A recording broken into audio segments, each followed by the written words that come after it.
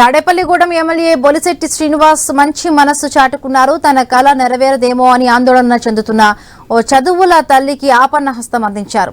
పెంటపాడు మండలం ఆలంపురానికి చెందిన రంగారావుకు 2 ఆడపిల్లలు. ఆర్థిక ఇబ్బందులతో రంగారావు ఒక కూతురు చదువును మాన్పించాడు. తన భవిష్యత్తుపై కొండంత ఆశతో మరొక కుమార్తె ఇంటర్లో 973 మార్కులు సాధించింది.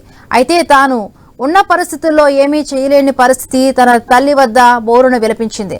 అయితే తండ్రి రంగారావు చిన్నపాటి ఆశతో ఎమ్మెల్యే బొలిశెట్టితో తమ గోడును విన్నవించాడు. తక్షణమే స్పందించిన ఎమ్మెల్యే మధులతను వాసవి ఇంజనీరింగ్ కాలేజీలో చేర్పించారు.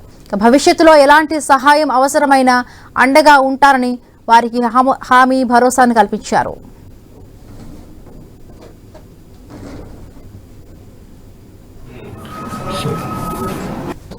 నాకు ఇంటర్ సెకండ్ ఇయర్ కంప్లీట్ అయ్యింది. ఎంసెట్లో సీట్ రాలేదు. ఎమ్మెల్యే గారి దగ్గరికి వస్తే 25,000 ఇచ్చారు. వాసవి కాలేజ్లో కూడా ఫీజు రీమెంబర్మెంట్ చేశారు. చాలా కృతజ్ఞతలు ఆయనకి.